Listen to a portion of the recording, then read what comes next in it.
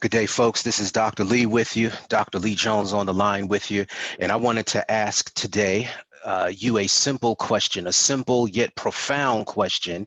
How do you decide which candidate in the election 2020, we're talking about the presidential candidates, how do you decide which candidate is best for the Black community? Fundamental question. One does not have to vote using your feelings, right? One could vote using an objective analysis of the policies that each candidate offers and how they affect the community that you're a member of. Policy and rhetoric combine to create an atmosphere that you have to live in. So here's my humble contribution to the thought process that's coming up with the election of 2020 Biden. Trump versus Biden, Biden versus Trump. Our goal today, then, is to look at the policies of both parties and their respective candidates and judge which are best for the Black community in specific and for the country in general. The antecedent question here, then, is how do you make this decision? How do you judge? Is it true that politics is like beauty? Is beauty in the eye of the beholder? Is politics in the eye of the beholder? I would submit to you that it is not. While there might not be objectively beautiful or ugly people, there are objectively ugly policies vis-a-vis the Black community. So my thought today is to allow ourselves to be guided by the work of Paul Robeson, of Martin Luther King Jr., of James Baldwin, and of T. Thomas Fortune. We'll let them guide our analysis, and then we'll make that analysis using a thought process called substantive democratic theory, and we'll use the Black agenda as the ideal, our standard, or our ideal for what it means to live in a democracy. 1958, Paul Robeson wrote his book, Here I Stand, and Robeson told us this: the interests of the overwhelming majority of the American people demand that the Negro question be solved. It is not simply a matter of justice for a minority. What is at stake is a necessity for all, just as in Lincoln's time, the best interest of the American majority made it necessary to strike down the system of Negro slavery. Well, so today, those interests make it necessary to abolish the system of Negro second-class citizenship. If we can take Paul Robeson's theme from 60 some odd years ago and apply it to our election analysis today, we'll say then that the solving the American political question is a way to solve the African-American political question is a way to solve American political questions. Martin Luther King Jr., Reverend Doctor, 1964, Why We Can't Wait. MLK tells us that injustice anywhere is a threat to justice everywhere. He tells us that we are caught in an inescapable network of mutuality, tied in a single garment of destiny. Whatever affects one directly affects all indirectly. So Martin Luther King Jr. tells us that there is an essential interconnectedness to politics. To help one is to help everyone. However, to harm one group is to harm all of society. 1963, James Baldwin, the essayist extraordinaire, wrote this text, The Fire Next Time, where James Baldwin tells us that if we, and now I mean the relatively conscious whites and the relatively conscious Blacks who must, like lovers, insist on or create the consciousness of others. If we do not falter in our duty now, we may be able, handful that we are, to end the racial nightmare and achieve our country and change the history of the world. But Baldwin he doesn't have pie in the sky in his eyes. Baldwin is putting it to us this way. He says, if we do not now dare everything, the fulfillment of that prophecy, recreated from the Bible in a song by a slave, is upon us. And God gave Noah the rainbow sign. No more water, the fire next time. What is the nature of this fire? Baldwin here is telling us that we should solve the political problems that are festering the body politic, because a festering wound doesn't do anything but infect the whole body. A festering wound on the body politic can infest then all of society. Well, how are Black voters feeling about the political conditions that they find themselves in? 65% of Black people feel that now is a bad time to be Black in America. Can we overlook the psychological damage that claim predates, right? That is it ever a bad time to be who you are? Is it ever a bad time to be yourself? All right. 70% of whites view Trump favorably, but only 8% of Black people share that opinion. So you're going to have some differences of positions on these plans that we're about to go through along racial lines. 30 million Black Americans will be able to vote this year, and clear majorities say that they are motivated to vote out of the desire to vote Trump out. So 65% of Black people say no, things are not good right now. 8% of, let's say 92% of Black people have an unfavorable opinion of Trump. And then 60% of people who say they're going to vote say their main thing that they're voting for is to get Donald Trump out of office. Now, let's see, what standard will we use to do our analysis? How will we make our analysis work? Well, the first thing we'll do is we'll use something called substantive democratic theory.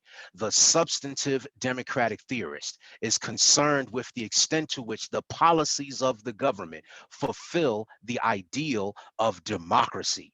How do we come up with this ideal of democracy? We're going to accept the predicate assumption that the Black political agenda, as it exists across time, is an example of democratic thought, right? No matter which Black political agenda you put your eye to. In recent days, the bullet points or the 10-point program that Ice Cube and his people have put out. That is something interesting, right?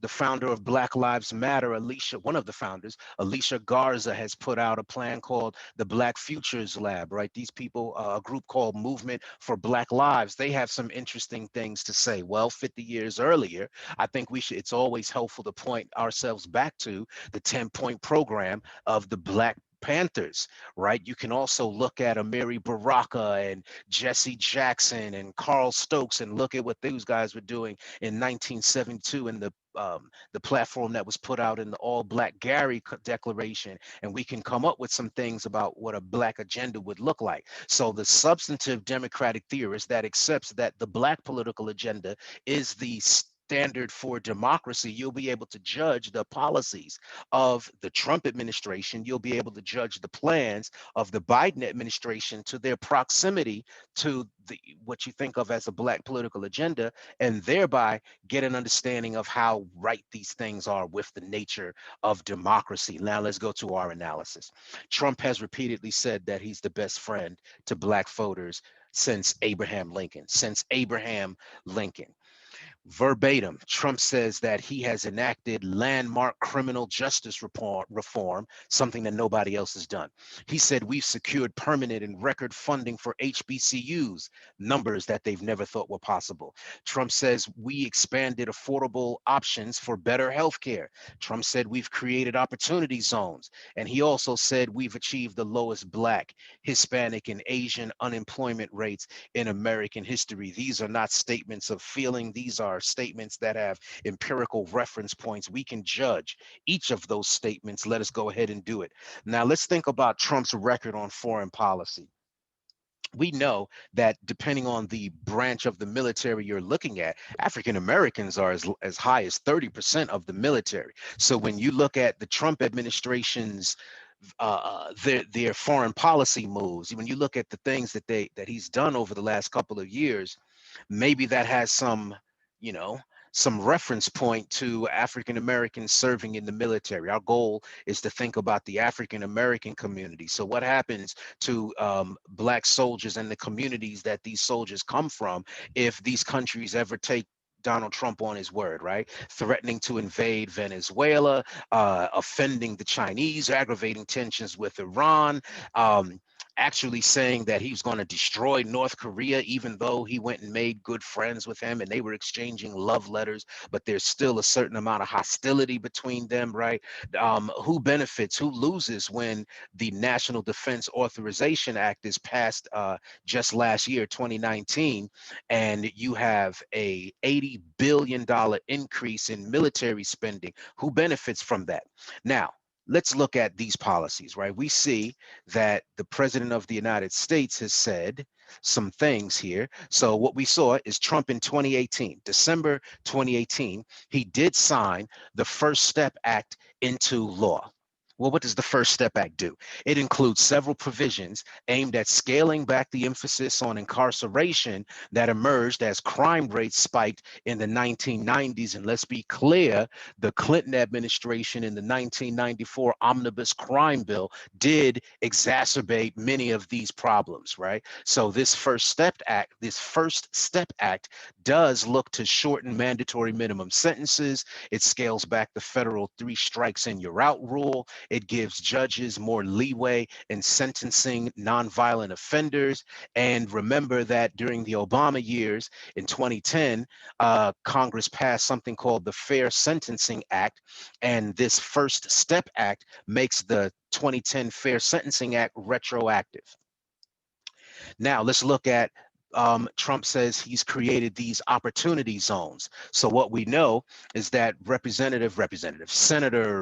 Senator from South Carolina, Tim Scott, he championed the inclusion of opportunity zones in the 2017 tax bill that was signed into law.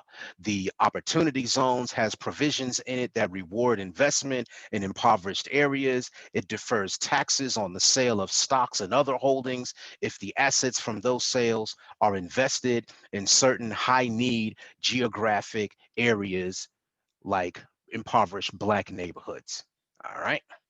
The Trump administration claimed to be to expanding rather affordable options for better health care, right? However, we do know that the Trump administration has sent its Solicitor General in front of the Supreme Court multiple times to double down on his pledge to eliminate Obamacare. Right? The Affordable Care Act has reduced the number of uninsured African Americans by fully a third, thanks largely to the expansion of Medicaid. So the Trump administration sending, its lawyer in front of the Supreme Court looking to eradicate Obamacare, that actually would erase all of the gains that the poorest Black Americans have made in access to health care. And once you eradicate Obamacare, you are eradicating the provisions that include the mandate that would ensure that insurers are covering those who have pre-existing conditions. 30 million people are at risk of losing their health coverage if coverage for pre-existing conditions disappears. The Trump administration did sign off on the Futures Act, authored by representative here from North Carolina. The Futures Act reauthorizes $255 million in critical funding for minority serving institutions, including 85 million earmarked for HBCUs, right? This is a program that was started under Bush 43. It was reauthorized during Obama's presidency. It did pass a bipartisan vote into Congress, and Trump did sign off on that bill. Donald Trump says that he's created the lowest unemployment rate for Black people in the history of the world, or something like that, right? Well, you see that unemployment rate, you see a absolute increase as the coronavirus pandemic hits, but you do see a decrease in the African American unemployment rate for the last 10 years or so, but you see a decrease that begins prior to Trump getting into office. Can he claim credit for something that began prior to when he took office? Trump says, I've decreased African American poverty. Oh, the Blacks are doing so well and such, right? Well, you do see the poverty rate is decreasing, but the decrease begins before Trump takes office. But I always want to be completely clear about this. 20% poverty rate, that's not low at all. 20% African American poverty rate, when you look at the poverty rate for the country itself, is in single digits.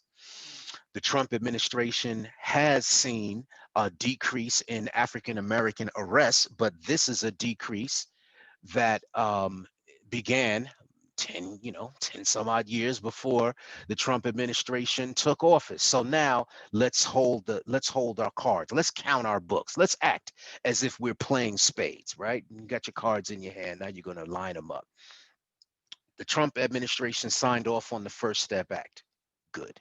Signed off on opportunity zones as part of the 2017 tax bill. But wait a minute, that gives tax breaks to real estate investors. That doesn't necessarily give tax breaks, or it doesn't exactly, I mean, maybe offhand trickle down economic theory, Ronald Reagan style, it might benefit some poor African American communities. But by definition, this is something that gives tax breaks to people who own land in those communities. He says he's expanding healthcare, but when in fact what he's doing is making it possible for insurers to provide less comprehensive and then cheaper healthcare coverage. So are you expanding healthcare when you're making healthcare less comprehensive? And then he did sign off on the Futures Act, but is that something that redounds to the benefit of the Trump administration when it was a bill written by Bush 43, reauthorized by Obama, and the Trump administration reauthorized it, right? So if you're counting your books, we can call the First Step Act one, and then you got three possibles. Is that a good hand? No, that means you're about to just throw those cards across the table, right?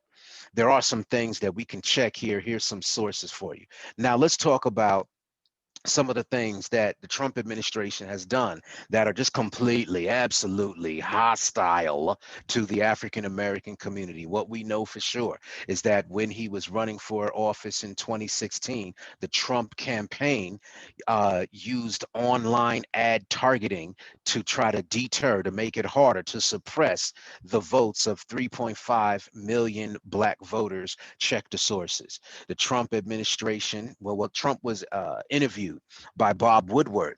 And Bob Woodward asked him if he felt that he has any type of responsibility to understand the anger and the pain of Black Americans. And Trump said, no, you really drank the Kool-Aid, didn't you? Just listen to you. No, I don't feel that at all. We know that the Trump campaign, when he's running for office, has refused to condemn the Ku Klux Klan. He's refused to disavow David Duke when David Duke offers him his endorsement. We know that during the first debate with Joe Biden, Trump was given the opportunity to denounce white supremacy, and he did not. The refusal to denounce white supremacy is something that even the Republican leadership said, wait a minute, that's a step too far. Mitch McConnell, right, Senate Majority Leader, right, one of the strongest Republican actors that you have, he says it is unacceptable to not condemn white supremacists. But we also saw right after the debate, that first debate, that the White House doubled down and refused again to clarify the president's words and refused to denounce white supremacy. We know that the Trump administration has promised to defund schools that use the 1619 Project. You'll remember the Pulitzer Prize winning effort by folks funded by the New York Times to just give you some historical record as to the nature of slavery in American history. He says, no, we're going to defund that. The Trump administration has ordered federal agencies to cease and desist from using critical race theory training in sessions with federal agencies hostile to critical race theory. Excuse me, the Trump administration has signed an executive order establishing something called the 1776 Commission to study what they call the miracle of American history, apparently without slavery in this history, and then push it as a Black history curriculum across the country. And then we also know that in September of 2020, Trump was addressing a crowd of nearly all white supporters and remarked that they have good genes, as if, the theories of eugenics was swirling through his mind. What we do know is that his confidant, the person who he depended on for much of legal advice for much of his life, who Roger Stone, who he gave a commutation or gave him a pardon in recent months.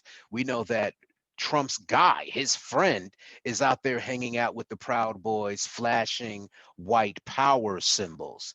Now, this is not just rhetoric, although rhetoric is critically important, right? Rhetoric creates an atmosphere in which we live, so it is important. But we do know that this rhetoric results in policy. We've seen the Trump administration reinvigorate the war on drugs, targeting again Black and brown and poor white communities for over policing. We know that the Trump administration has allowed DACA to expire. He has limited access to Medicare. He has refused to endorse the Federal Housing Act, and further, he has overseen the reduction of the budget of federal housing and urban development, right? He's presided over, taking billions of dollars out of their budget.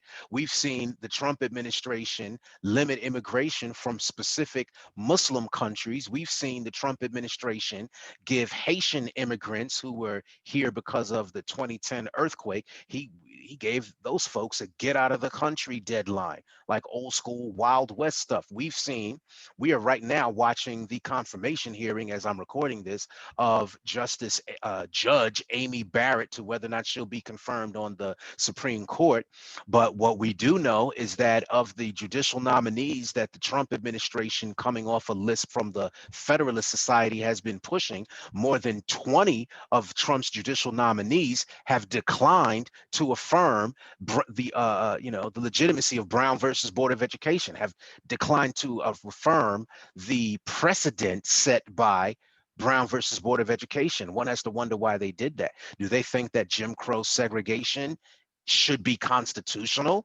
Do they respect precedent? Do they appeal to the principle called stare decisis? And if they do not, then we'll have to see, but if they do not, then that allows the mind's eye to say, well, other decisions that have set clear precedent, like those on abortion and affirmative action. If you don't believe that Brown versus Board of Education is settled law, then you don't believe those other things you might not believe those other things are settled law either. The Trump administration has repealed Title IX protections for transgendered students.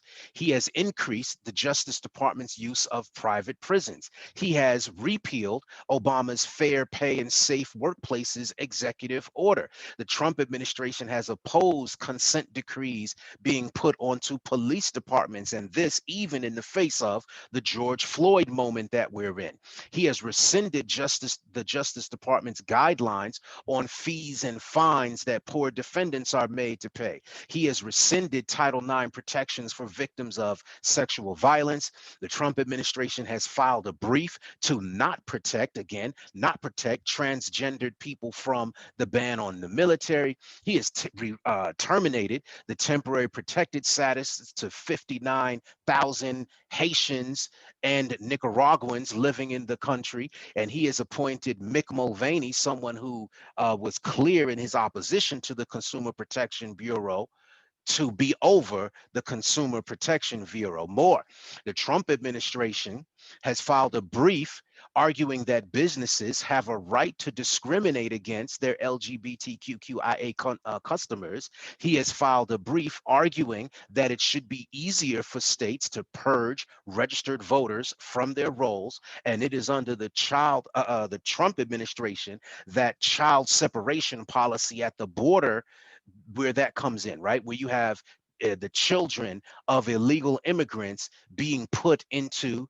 what word are you going to use, right? I'm going to use the word cage for what you're seeing there on the screen. More towards that, we know that in March 2020, the Center for Disease Control, right, the CDC, at the urging of the Trump administration, they set an emergency order temporarily suspending citizens, no matter their country of origin, from migrating into the United States via the southern and the northern border, right, via Mexico and Canada. And one of the things that this resulted in was, in the past year, 8,000 some odd unaccompanied children being deported at the U.S. border. 8,000 unaccompanied children being put on buses and taken to various places, not really may not even be the country where they come from. And what's going to happen to those children when they get off the bus? Child welfare advocates have argued that when you do this, you are exposing these children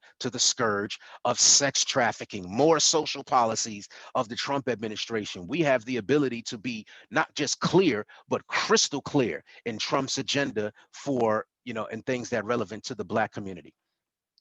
The Trump administration has gutted the Office of Fair Lending and Equal Opportunity from the supervision of the Fair Lending and the Fair Lending Division, right? The unit responsible for enforcing anti-lending discrimination laws.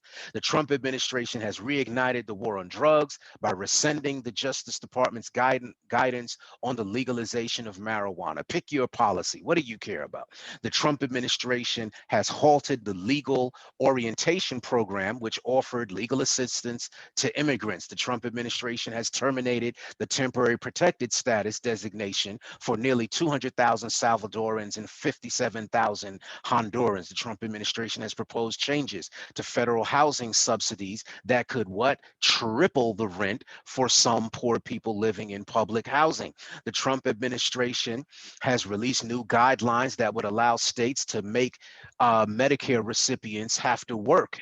The Trump administration has barred citizens from Haiti from receiving specific visas. He's fired all 25 members of the Consumer Protections Bureau. That's what happens when you put somebody in charge of the Bureau who says that they want to abolish it. He gets into office and he fires those people. So the record for the Trump administration is clear. Now we are doing a comparison. So let's shift our focus and then let's look at the Biden plans. Now I am going to use the word plan here, but remember Biden was vice president for the Obama campaign, Obama presidency. You are able to go to the webpage. I got the sites in a few slides. You are able to go to the Biden campaign and look at his advisors and look at those people and see where they come from and see what work they've done before they got attached to the Biden campaign. So we're able to see that some of these people they do come from community organizations. They do come from corporate America. Let's be clear on that. But some of those folks had position in the Obama presidency. So while I'm gonna use the word plan here, we can accept that some of these things are extensions from what Obama did. Now let's look at Biden's so-called, his plan for Black America. All right. So the Obama-Biden administration, I'm pulling these directly from what they're saying, right? The webpage. He's not in office, so we don't have the ability to weigh what he's done. We can weigh what he's done in the past, decades ago, but in terms of what he's likely to do as president, I think these are predictive. These could be predictive. The Obama-Biden administration created the state small business credit initiative, driving $10 billion in new lending to small businesses and earmarking some of that stuff in particular for Black businesses. So the Biden campaign has said they will extend this program through 2025 and double the federal funding to $3 billion, and then looking to drive close to $30 billion in private equity to small businesses, in particular those owned by women and people of color. The Biden campaign has said he's going to double the funding for the Community Development Financial Institutions Fund that supports low-income areas around the world. The Biden campaign has said that he's going to increase the funding levels that were cut by the Trump administration for the Minority Business Development Agency. Well, what else does Biden say he's going to do, right? He says he's going to invest $640 billion over 10 years into housing. Biden campaign says that they will establish a national standard for housing appraisals that would ensure appraisers have adequate training and full appreciation for the neighborhoods and do not hold implicit bias because of a lack of the community, understanding the communities that the houses are in. I have personal experience about that. Maybe I'll tell you that story one day. The Biden campaign says that they're going to roll back Trump administration policies that gut fair lending and fair housing protections, and that they'll create a new public credit reporting agency. The Biden campaign says that they'll protect homeowners and renters through a new homeowner and renters bill of rights. Does any of that seem, valuable to you? The Biden campaign says that they will combat gentrification. And one way to do that will be to enact something called the Affirmatively Furthering Fair Housing Rule, which will require communities receiving certain federal funding to proactively examine housing patterns and identify and address policies that have a discriminatory effect. This is something that the Trump administration suspended in 2018. The Biden campaign says that they will ensure rigorous and effective enforcement of the Fair Housing Act of 1968 and the Home Mortgage Disclosure Act, that he'll reinstate the federal risk sharing program that will secure financing, help to secure financing for thousands of affordable renting household units. That's something that poor people across the country will benefit from. And in particular, because Black people are disproportionately poor, maybe Black communities will benefit from that. Let's bring into attention Representative Jim Clyburn, the kingmaker as far as Biden is concerned, right? Well, the Biden campaign has pledged to fully implement Clyburn's 10-20-30 plan. This is a plan to attack poverty in communities, both rural and urban, across the country. And the Biden campaign says that they will do this across all federal programs targeting funds to census tracts that have persistent poverty. So I'm about to stop. That was a read on what the Trump administration says it did, what the Trump administration has actually done, and then what the Biden administration says that they're going to do. So let's come to a conclusion. Let's start with Biden, people, right?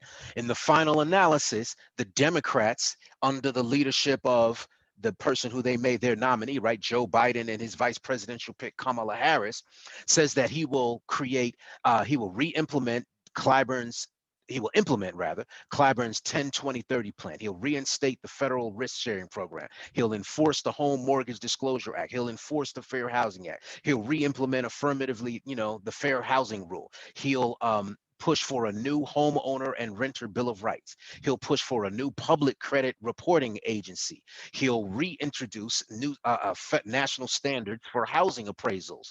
He'll push $630 billion over 10 years to affordable housing. He'll push for a minority business development agency, the Community Development Financial Institutions Fund, and also will push for the state small business credit initiative. Is that persuasive to you to push your vote?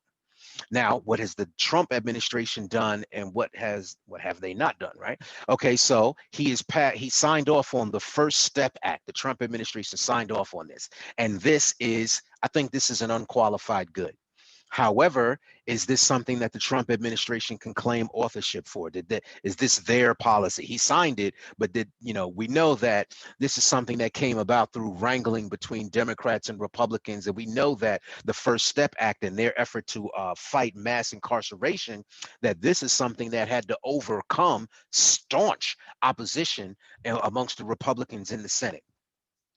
Trump and the Republican Party, right? I'll just pick on, Trump and the Republican Party have issued numerous, we are able to see numerous instances of racist and discriminatory messaging and policies. It is vogue in some circles to say, oh, well, we don't want to focus on what he said because we want to focus on what he did, as if there's going to be a difference, right? But I do want to remind for us that the rhetoric, the statements, the tone that's set, that kind of thing does create an atmosphere that you have to deal with when you're pulled over by law enforcement, when you're walking down the street, when you're in a park bird watching, or when you're playing music outside of a gas station, right? And so Trump's messaging has been both discriminatory and flat out racist at times, right? Remember the S-hole countries comment.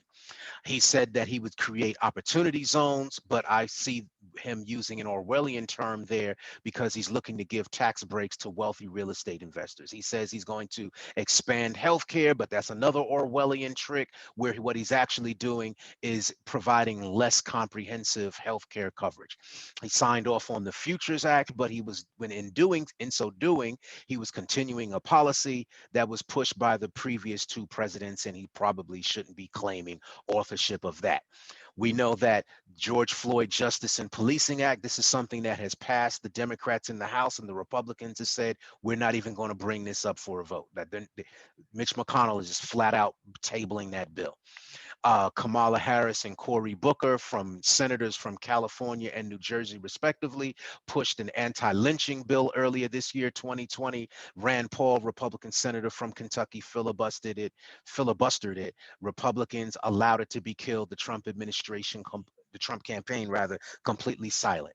And then even in the facilitation of token, services to Black communities, right? I don't know what good a national holiday actually does, but said that you produce a national holiday for Juneteenth, right? However, Republican Senator Ron Johnson, he filibustered that. The Republicans said, we're not going to bring that up for a vote. The Trump administration silent on the death of the bill to produce a national holiday for Juneteenth. So in conclusion, as we're talking about the political agenda of Black communities and weighing it against the Trump actions and the Biden plans, I would have us remember the words of T. Thomas Fortune.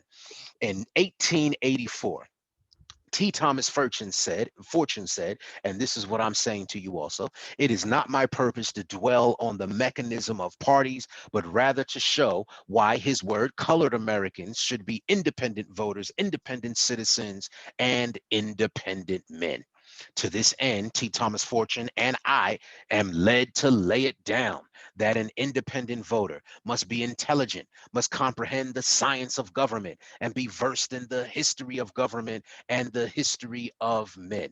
So this is my humble contribution weighing the Biden and the Trump campaigns and their plans relative to the Black community. Thank you.